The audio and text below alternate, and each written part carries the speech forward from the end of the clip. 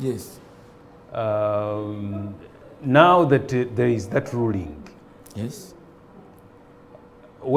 In retrospect, when you look at the realities and the capacities or incapacities that you know of, do you think you are ready to operationalize the as ruling? long as they are enabling laws, I can assure you are more than the laws are there. They are not yet there.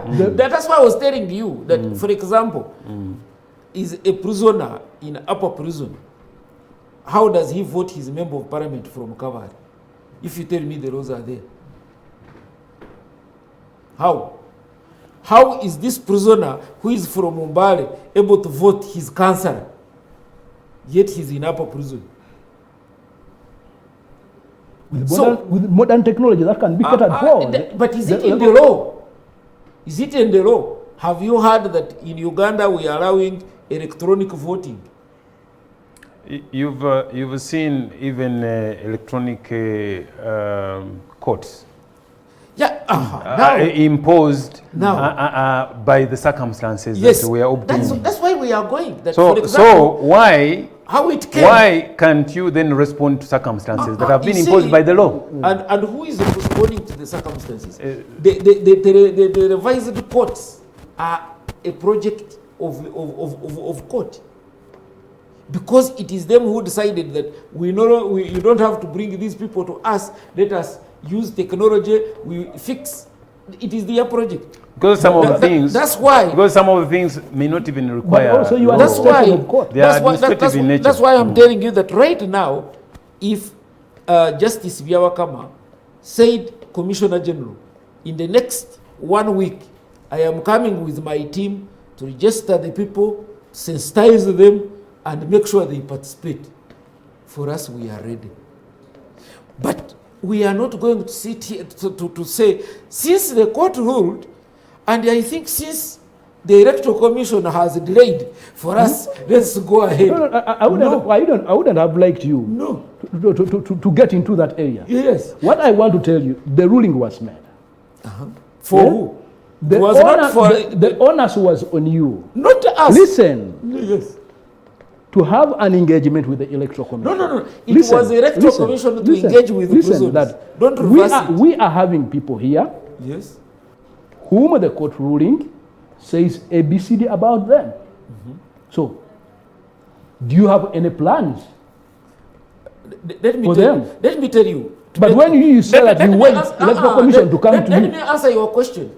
How comes the parliamentary committee did not invite the Commissioner General to put him to task to have prisoners vote? But they invited the chairman of the Electoral Commission to ask him whether he is ready to implement the order of court. And he clearly told them that in the circumstances he was not able. And the matter rested.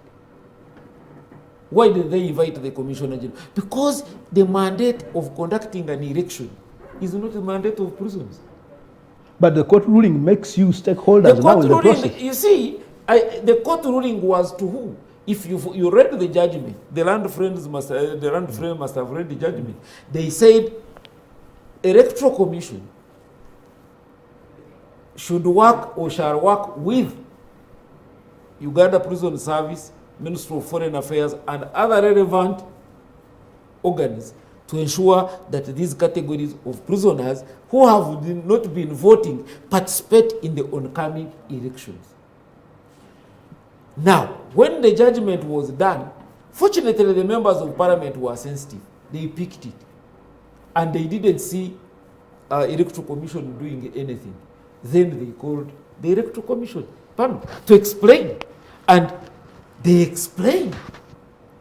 And the moment they explained, fine. Actually, I remember I had even had a talk show. I think even the Commissioner General was asked about it, said, for us, we are ready. And indeed, we are ready. What is the problem? These people are there. We count them every morning, we count them every afternoon, we count them every evening. So if you come with an activity that is authorized and organized, we don't have any problem with you. Well, Ndifuna, what do you make of this situation when court makes a ruling to that effect? And it's ignored. It's a And contempt. it's ignored It's by contempt of, a stakeholder because the ruling uses the word shall. The word shall is shall or must is a directive in law. So, and you the stakeholders now, you sleep on the job. You've touched on an important aspect. In a situation like this, there are multiple stakeholders. Multiple stakeholders. For example, the Electoral Commission, Prison Service, the legislature. These are all key entities in resolving that question. And what I don't agree with my colleague is that it has to be led singularly.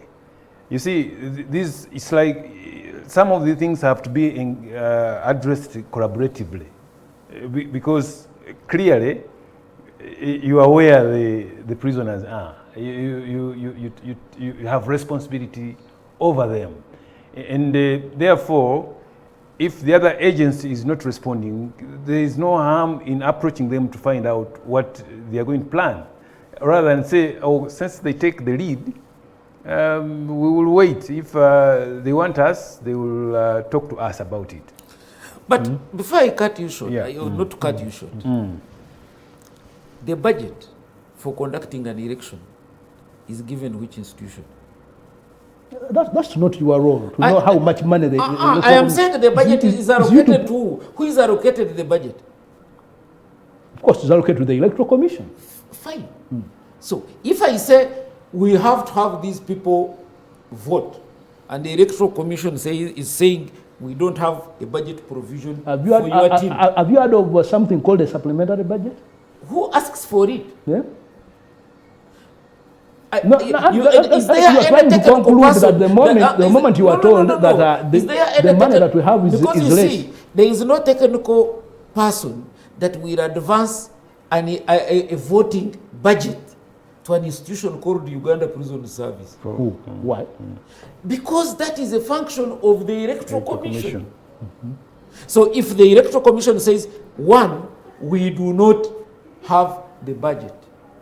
Two, Parliament has not streamlined the way we conduct business for those special groups. For example, you have seen these other special groups, you see they have electoral colleges, there is a process how they conduct from the village level up to the reach, the UPDF. All those provisions in the electoral rules are there. I want you to call me when you have gotten a section that is showing how prisoners are supposed to vote as a special category. Then you tell me there are laws here, you have not followed them, you didn't read them, so please, you should be reprimanded for that. It's because that you kept quiet. For me, I didn't keep quiet. It A was ruling was made, and you, the stakeholders, kept quiet. No. I mean, if you look at the other countries, Yeah, land friend. the other countries that have implemented Yes. this development, they are very instructive. Yeah. Where did the decision come Best from? practices I that we remember can learn from. It took actually 3 weeks to debate the issue of prisoners voting in the Kenyan parliament. Yes, I mean, Until a resolution was made and it was passed as part of the Prisons Act as an act of parliament, and it was enshrined in their act. And right now, anybody knows if you are in a Kenyan prison, you are going to vote.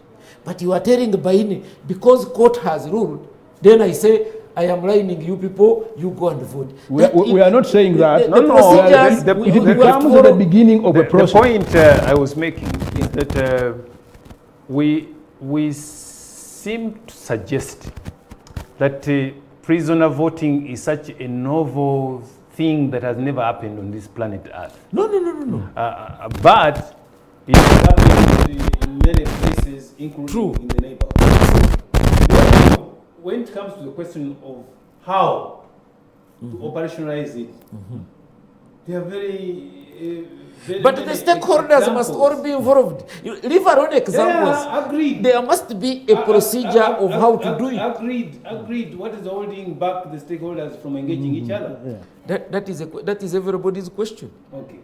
I want to tell you that from the side Not of prisons, like you prisoners. from the What side is of holding prisons. you? No. For us, our prisoners are there, our registers are there. What What is holding us is simple. Electoral Commission team to come with their books, register these prisoners, tell us the mechanisms under which the prisoners will vote, Let us go into a short commercial break to take the back seat. I am actually when the ruling was made. There's no education. You are just running away. I know why you are running away from answering. You may be somebody with a memory I am when you get back at work. But explain. Yes. What kept you in the back seat? No, government policy. Yet you were a stakeholder. Government policy is procedural. That's why I wanted to read for you the functions of Uganda Prison Service according to this act. And maybe the listeners would also, and the viewers would understand. Functions of the service. The functions of the service shall be A, to ensure that every person detained illegally in a prison is kept in humane, safe custody, produced in court when required, until lawfully discharged or removed from prison. B, to facilitate the social rehabilitation and reformation of prisoners through specific training and educational programs. C, to facilitate the reintegration of prisoners into their community. D, to ensure performance of prisoners of work reasonably necessary for the effective management of prisons. And E, to perform such other functions as the minister after consultation. Okay, we have understood. Do that. Do not For get example, into that. in the circumstances, You have talked about rehabilitation. That's where now we are going. in the circumstances, if it was such an urgent matter, after the court ruling, the minister would have sent an instruction on what to do. But I think his hands were also tied, because there must be a correction of enabling laws. Otherwise, you are going to ask an accomplishment of an assignment and it generates more controversies than were existing. You have said that part of your role is to rehabilitate. Yes. So when somebody is denied his right to vote, voting has nothing to do with rehabilitation. listen. In other jurisdictions, it has been argued that denying a prisoner to vote is one way of rehabilitating him. That is your assumption. But at least among the rehabilitation programs that we have on our law books as prisons, voting is not one of them. So now, if we can, but it is an implied, because voting is an implied right, and we have no problem with it. I must tell the viewers that as prisons, we have no problem prisoners voting, and we cannot sabotage a policy which is where we are bound. But according to the nature of things now, the procedure we ask you a simple question. Do you accept that you are a stakeholder? Yes. In the electoral process. But not a lead agency. Listen. We are not a lead agency. We asked you a question. You said yes. Yes. And Mr. Ndufuna asked you, why did you have to take a back seat?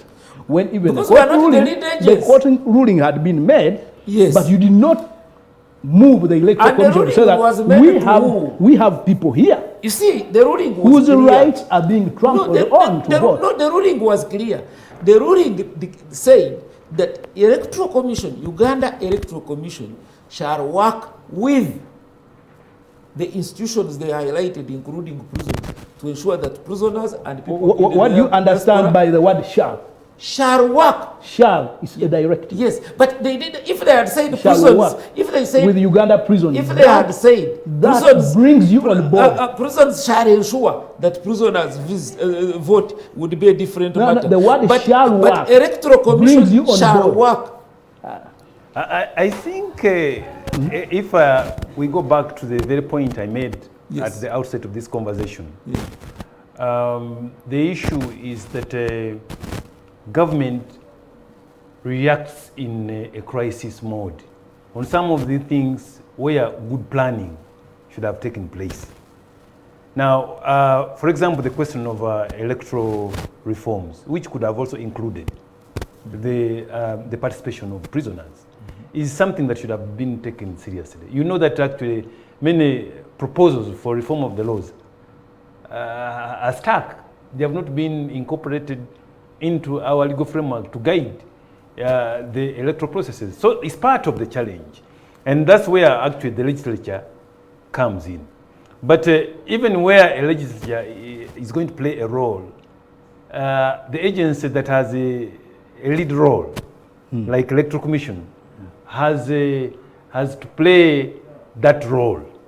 And where they need specialized support of, in matters of reform, another agency like the Law Reform Commission would be involved. And again, since they are going to address concerns of prisoners and their participation in the electoral process, the prison service would be involved. So that's why I was saying it has to be a collaborative project that involves these key agencies to bring about what we would like to see, that would enable not only the prisoners but all the other elements that need to be addressed in electoral reform. And if I can supplement, I have been looking at the reports of the Uganda Human Rights Commission, Foundation for Human Rights Initiative, and all these other agencies. When they are giving their report, among the things they monitor, I have never seen anybody write the issue of prisoners voting. Well, we have raised that issue a number of times. But even while we had the event at Luzira, we made it a key issue that was in... because if it was captured and was sent to the relevant authorities, it was an issue. It should have been. It was an issue. Expedited on. It's an issue. It is even covered in the press. I find, we'll go back in. I find during that process of electoral reforms, yeah, I find my colleague running away from his role, from their role as an institution. We can never. You were stakeholders. We saw very different people, even individuals, applying to give their views. Yet you are keeping people whose rights have been trampled on, and you do not see the reason of you writing to Parliament, and you say that you know what, we also want to give views about the people we are keeping. Now, to do with their rights to vote. Now you have gone so deep. No, I am looking at. An opening was done, and let people, me tell you. People came in. Why did you sleep on job? Because we are not sleeping on the job. I want to tell you that yes, we would love to see prisoners vote, but it's I don't think it is our issue that we must by all means focus. Actually, like I told you, for us we are struggling to ensure that we have these roles functions. Is it something that bothers you when you sit in your office and other people are going? It is something. Are going to exercise their right to vote. It is like conjugal rights. Voting is like conjugal rights. You have over 10,000 inmates. It doesn't have a very big binding on somebody being rehabilitated, on somebody moving around in his cases. You see, the prisoner is going to make a decision that will determine whether we have leadership that will ensure rule of law, respect of human rights, and accountable management of resources.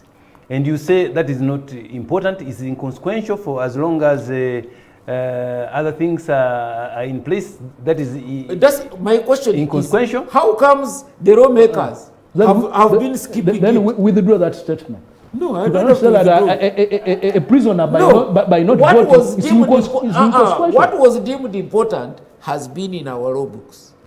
The innovation that comes will be taken on as and when it becomes necessary. But Mr. Bain, you said at the very beginning when we were having this conversation that regrettably many of our laws are radical in nature. They are picked from the colonial legal regime. And some of them actually did not necessarily look at us as people to be people of equal dignity.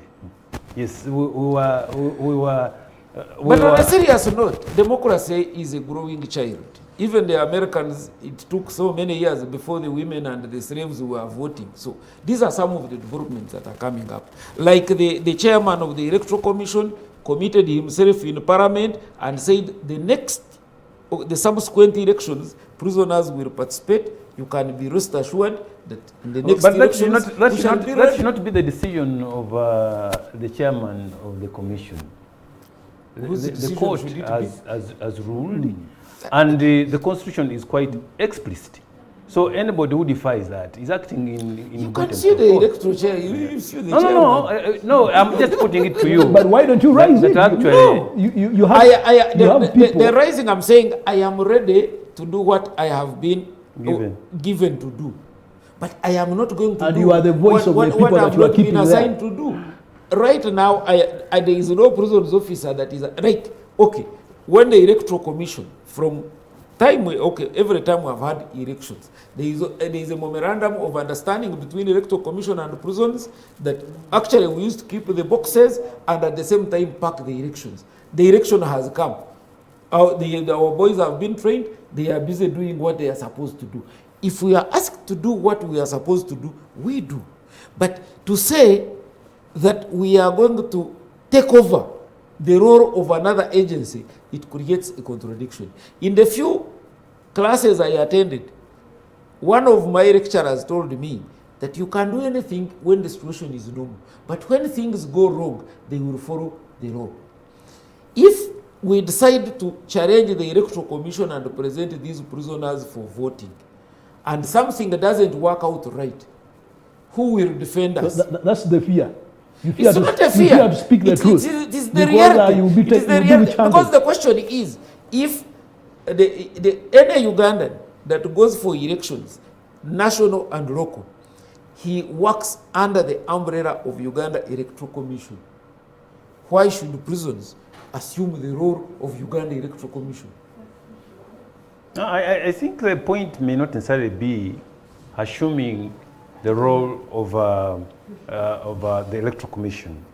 The point is that they have a role to play in the framework of actually to give you the getting the prisoners to vote. To give you the details, that after the ruling, one of the first things we had to do was to compile the list of prisoners, and we forwarded it to the Electoral Commission. Okay. So that is important for us to know. That is a small detail. But because the Electoral Commission had its roadmap, it could not act on what we anticipated. Because for us, we are anticipating that maybe something fast would be done. But as far as we are concerned, we are ready as prisoners. But the dynamics of what happens, how the election is conducted, rests entirely with the Electoral Commission. So we have not faltered. We have not failed to do our part. If I can ask you a simple question. We have seen different security agencies speaking about their preparedness in the electoral management that we are going, in the electoral process that we are in now. I would like to know from you, what's going to be the role of Uganda prisons? One, we have already started. I am telling you, we are already packing the ballots. How prepared are you? We are already packing the ballots in the respective boxes, going to the respective regions. That is function one. Two, we normally in the last days we participate in the public order management jointly as all forces.